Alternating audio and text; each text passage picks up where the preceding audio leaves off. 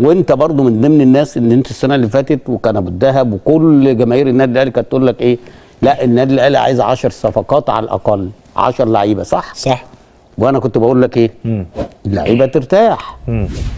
ارجع للفيديوهات هتلاقيني انا الوحيد اللي في مصر كنت، لانك انت عندك الاهلي والزمالك جابوا صفقات انت قلت الاهلي مش محتاج الحقيقه.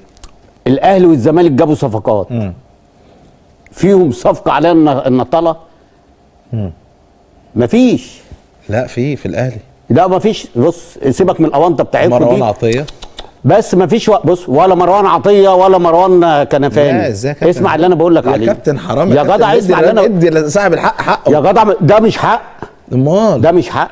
انتوا بص، عشان ان هو كان رايح الزمالك فانتوا عملتوا. طب هو في الملعب يا جدع. والمصحف ملعب والله. والمصحف مبوظ لعب الاهلي. عايز اكتر من كده ايه؟ لا لا كابتن انا بقول لك اهو. بص انا هاخدها من هنا. تتفرج على العيد تاني ولا لا يا حبيبي، انتوا اللي بتتفرجوا على كوره تانيه. لا انتوا بصوا، انتوا مع التطبيل طبل. انا ما بطبلش. طبل ايه؟ انت مش شايف يا عم اسمع الكلام. كميه قطع الكوره يا عم قطع كوره وانا جايبه. طب انت بتلعب. بص انت بتلعب بثلاثه في الحته دي. كل ماتش هو الاهلي في حد بيروح عليه؟ الفرقه اللي راحت عليه صن داونز، الفرقه اللي راحت على النادي الاهلي سواء في الدوري او زي الترجي ولعب رجاء. يا عم كل دول في الهجايس. اسمع ازاي الكلام اللي انا بقول لك عليه. اسمع، الاهلي اتقل في الحته دي عن الفرق دي.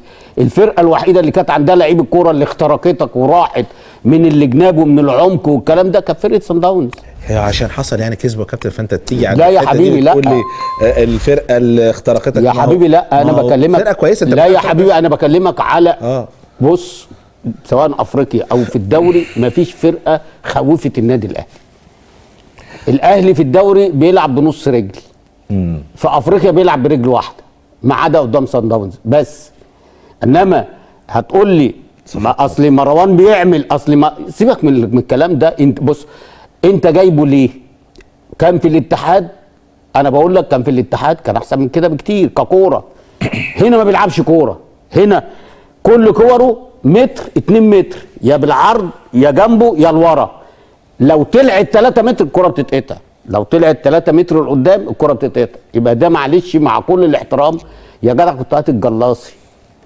انا معاك ان الجلاصي انا نفسي، ما هو ده بقى اللي محتاجه الاهلي والزمالك. هو ده اللعيب اللي هو بقى يعني. انت مثلا هتقول لي ايه؟ جماهير الاهلي والزمالك محتاجين لعيب زي ده ومنتخب مصر. بس هو مش مصري. لا ماشي، بقول لك ومنتخب مصر محتاج. هو انت من بعد عبد الله السعيد في حد جه في الحته دي؟ في حد من بعد عبد الله السعيد في حد بنفس طيب بس مش لازم يعني كابتن يكون عندي نفس اسلوب اللاعب. انا طرق اللعب ممكن تعوضني عن مهارة. لا مفيش حاجه اسمها طرق اللعب، مفيش حاجه اسمها طرق. بص لا غنى. طب انت مثلا في السيتي دي بروين بيلعب ليه؟ لان الوحيد اللي بيوصل الناس للجول.